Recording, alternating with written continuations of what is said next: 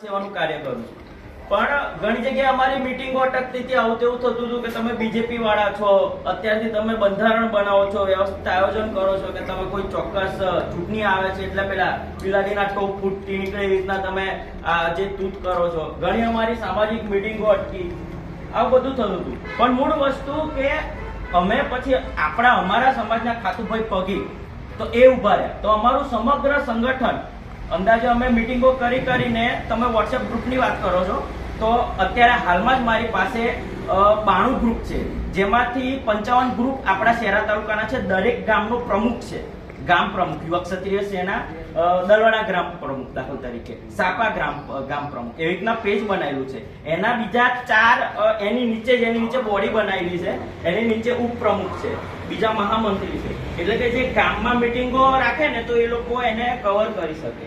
અને અભિજીતસિંહ બારડ બાપુ ગુજરાતના અધ્યક્ષ છે યુવક ક્ષત્રિય સેનાના, તો એમના નેજા હેઠળ આ કાર્ય થાય છે.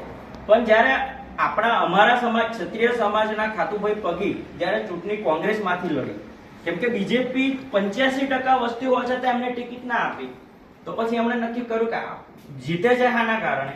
જો 85% શહેરા તાલુકામાં ક્ષત્રિય હોય તો જીતતા હાના કારણે હોય, બીજેપી વાળા ક્ષત્રિયોના મતથી ને. તો એમને ટિકિટ તો આપવી પડે ને. એક વખત તો ક્ષત્રિય સમાજના ખાતુભાઈ પગી કે અમે જે ઉમેદવાર નક્કી કરી એમને, તો પછી એવા ટાઈમે કોઈ રસ્તો જ નતો, કોની પાસે જવું. આવા